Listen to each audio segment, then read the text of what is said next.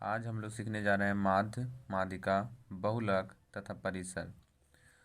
माध्य को ही समांतर माध्य कहते हैं, माध्यिका को ही माध्य कहा जाता है। सबसे पहले हम माध्य सीख लेते हैं। माध्य को हम लोग पढ़े थे कि माध्य का जो फॉर्मूला होता है वह माध्य का फॉर्मूला होता है दिए गए आंकड़ों का योग बटा आंकड़ों की संख्या। तो दिया गया आंकड़ा हमारा है 3, 2 + 5, 4, 6 और फिर 4। तो हमने दिए गए आंकड़ों को हमने जोड़ लिया। अब बटा आंकड़ों की संख्या, आंकड़ा हमारा है 1, 2, 3, 4, 5, 6। तो हमने 6 से भाग दिया और दिया गया आंकड़ा को जोड़ लेते हैं। 3, 2 5, 5 10, 4 14, 6 20, 4 24 बटा में कितना हुआ 6। तो हमारा जो कटकर आंसर आया वो आ गया 4। मतलब हम लोग कह सकते हैं कि हमारा जो माध्य निकल कर आया वह माध्य निकल कर कितना आ गया 4 निकल कर आ गया। आगे जान लेते हैं माध्यिका। माध्यिका को ही माध्यक कहते हैं।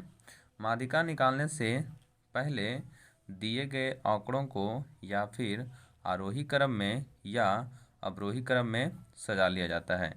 तो हमने दिया गया आंकड़ा को हम सजा लेते हैं आरोही क्रम में। आरोही क्रम को हम लोग बढ़ते क्रम भी कहते हैं। तो हम क्या कर लेते हैं, दिया गया आंकड़ा को आरोही क्रम में सजा लेते हैं। तो सबसे पहले हम लिख लेते हैं 2, उसके बाद 3, उसके बाद 4, उसके बाद हमारा 5, उसके बाद 6, उसके बाद 7 और उसके बाद हम लोग लिख लेते हैं 9।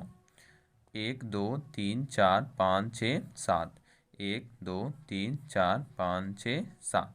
हमारा जो पदों की संख्या है वो क्या है, विषम है। और माध्यिका का मतलब होता है कि जो पद बीच में रहता है, जो पद बीच में रहता है उसी को माध्य कहते हैं। तो बीच में हमारा देखते हैं कौन है। तो बीच में हमने देखा कि 3 को इधर से हमने साइड किया, 3 को इधर साइड किया, तो बीच में हमारा जो बचा हुआ है वो कौन है, 5। तो हमारा जो माध्यिका निकल कर आया वो क्या निकल कर आया, 5 निकल कर आया। लेकिन कभी कभी क्या होता है कि जो पदों की संख्या हो जाती है वो या तो सम हो जाता है, मतलब 8 हो जाए, या हमारे पदों की संख्या 6 हो जाता है। इस स्थिति में क्या करेंगे, तो यहाँ पे हम लोग देख लेते हैं हमारा जो पदों की संख्या है 1 2 3 4 5 6, मतलब पदों की जो संख्या है हमारा क्या है, सम है। तो सबसे पहले दिए गए आंकड़ा को हम लोग लिख लेते हैं आरोही क्रम में। आरोही क्रम का मतलब हम लोग लिख लेते हैं बढ़ते क्रम में। बढ़ते क्रम में हमने सजा लेते हैं 1, उसके बाद 2 3 4 5, उसके बाद हमारा 6 हुआ, इस तरह से। अब आगे क्या कर लेते हैं, हम लोग निकाल लेते हैं माध्यिका। अब माध्यिका देखते हैं निकाल कर कौन सा जो पद है वो बीच में आता है। तो यहाँ हमने देखा कि बीच में जो है ना वो कोई पद नहीं पता चल रहा है। तो हम क्या करेंगे, हम लोग इधर से दो से हमने इधर छाट लिया, 2 पद हमने इधर छाट लिया, बचा हमारा 3 और बचा हमारा 4। तो इन दोनों को हम जोड़ लेंगे। अब बट्टा में भाग दे देंगे किससे, 2 से। तो हमारा हो गया 4 और 3 7 बटा 2 का मतलब हमारा जो माध्यिका निकल कर आ गया वो आ गया 3.5 निकल कर आ गया। तो इस तरह हम लोग सम पद और विषम पदों को दोनों का माध्यिका निकाल सकते हैं।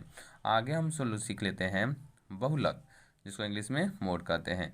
तो बहुलक का मतलब होता है कि दिया गया आंकड़ा में जो सबसे ज़्यादा बार आता है उसी को हम लोग बहुलक कहते हैं। तो इसमें जो सबसे ज़्यादा बार आया हुआ है वो कौन है, तो देख लेते हैं। जो 5 है वह हमारा सबसे ज़्यादा बार, मतलब 3 बार आया हुआ है।